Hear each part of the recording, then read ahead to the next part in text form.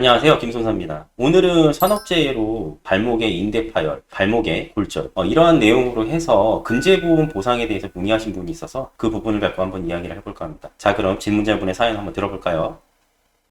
안녕하세요. 산재 근제 관련 상담 원합니다.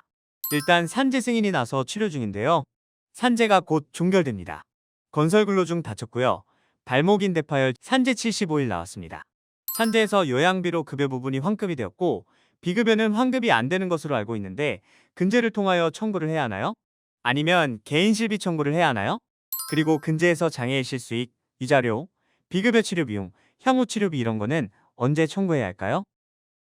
보게 되면은 산업재해 사고로 발목에 인대 파열이 발생을 했고 산재 처리를 받았는데 이분이 이제 문의하시는 거는 비급여 부분의 보상은 어떻게 되는지, 그다음에 근제보험으로 보상받을 수 있는 부분들이 무엇인지를 문의를 해주셨어요. 우선은 근제보험은 사용자가 건설 현장이나 위험 직종에 있어가지고 자신이 이제 고용해서 쓰는 노동자분들의 어떤 사고에 대한 대비죠. 근데 이제 사고에 대한 대비가 실질적으로 노동자를 위한다기보다는 자신들이 어떤 민사상 이제 손해배상 책임을 담보하는 거를 보전받기 위해서, 그러니까 자기가 사용자가 자기 피용자에게 어떤 손해배상 청구가 들어왔을 때 거기에 대한 배상 의무를 근제보험회사에 전가하는 거죠. 그런 목적으로 가입하는 보험입니다.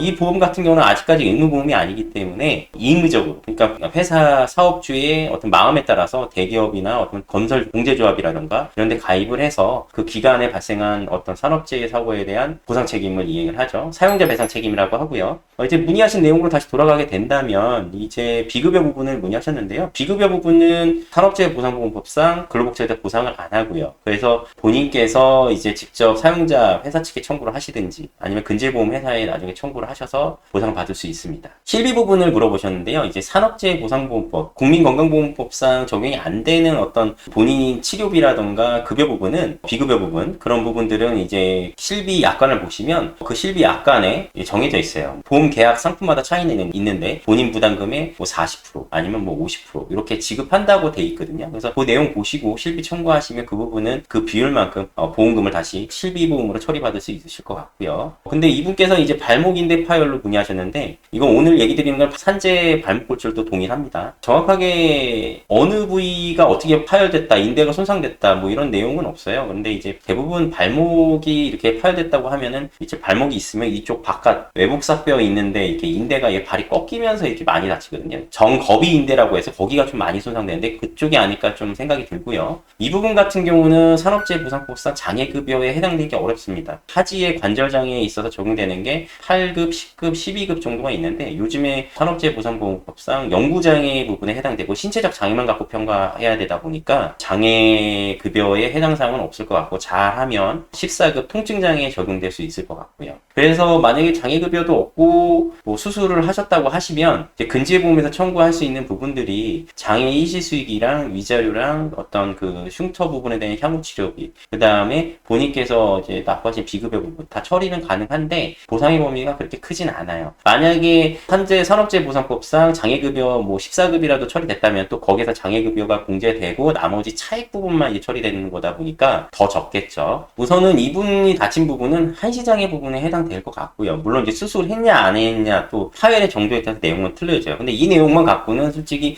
근제보험에서 좀 처리될 수 있는 범위가 많다고 보여지진 않고요. 단지 이제 수술을 했고 파열이 좀 안 좋아서 발목이 많이 불안전하다 그러면 근제보험에서도 받을 부분은 조금 늘어나겠죠. 이런 경우들은 보통 보면은 맥브라이드 장애평가에 의해서 한시장애가 적용되고 거기에 대한 부분은 장애 일시수익 인정이 되고요. 위자료 부분도 거기에 부합해서 적용되는 범위가 있습니다. 물론 이제 비급여 부분도 치료비도 처리가 되고요. 중요한 거는 근제보험 같은 경우는 과실상계가 적용이 돼요. 왜냐하면 민법상 불법행위에 의한 손해배상 책임을 담보하기 때문에 보험회사에서 이제 보전하는 담보 내용이기 때문에 과실상계는 무조건 적용되고요. 과실 부분이 적용되고 한다 그러면 사고 내용상 과실 범위는 이제 산업재해에 있어서 정형화되어 있는 판례 기준들을 적용해서 이제 보통 적용이 될 거고, 그래서 그런 경우에 이제 공제할 거 공제하고 상계할 거 상계하고 한 다음에 손해액이 확정되다 보니까 단순하게 발목인대 파열로 이렇게 다쳤다 했을 때 얼마가 보상될지는 모르겠지만 적용될 부분들은 분명히 있다. 그래서 보상 부분이 많지는 않겠지만 산업재해 처리를 하시고 나서 종결된 다음에 근제보험 처리를 원하신다 그러시면 근제보험 증권을 우선 꼭 확보를 하시고요. 어디에 가입되는지 알아야 되니까요. 회사에서 쉽게 가르쳐 주지는 않습니다. 본인께서 요구하는 걸 강력하게 주장을 해야지 근제보험 증권 사본을 주더라고요. 그래서 그렇게 하시고 저희 회사에서 보상인 공동 김손사 같은 경우는 근제보험 굉장히 많이 처리하고 있고요. 이 분야는 좀 많이 알아요. 그래서 실질적으로 문의해 주신다면 도움을 많이 드릴 수 있고요. 피해자분의 사연의 내용을 봤을 때도 어쨌든 근제보험 가입이 돼 있다면 추가적인 보상 부분은 분명히 있다는 거. 어차피 뭐 받을 건 받아야 되고 처리할 건 처리해야 되니까 가입이 돼 있는 거 확인하셔서 증권이 확보되셨다면 적극적으로 알아보시고 처리하시는 게 좋고,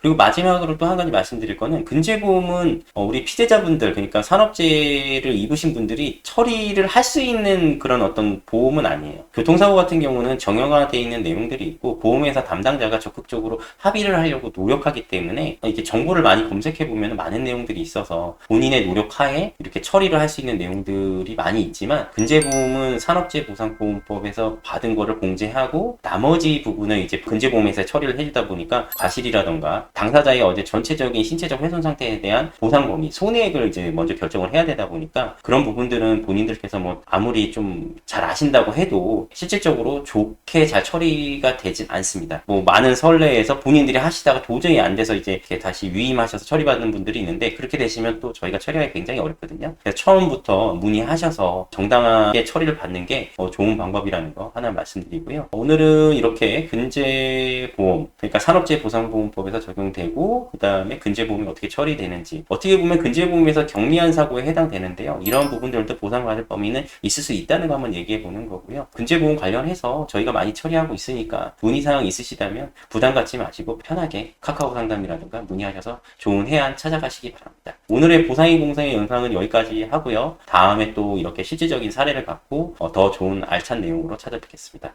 가시기 전 오늘 영상이 마음에 드셨다면 구독과 좋아요 꼭 부탁드리겠습니다. 감사합니다.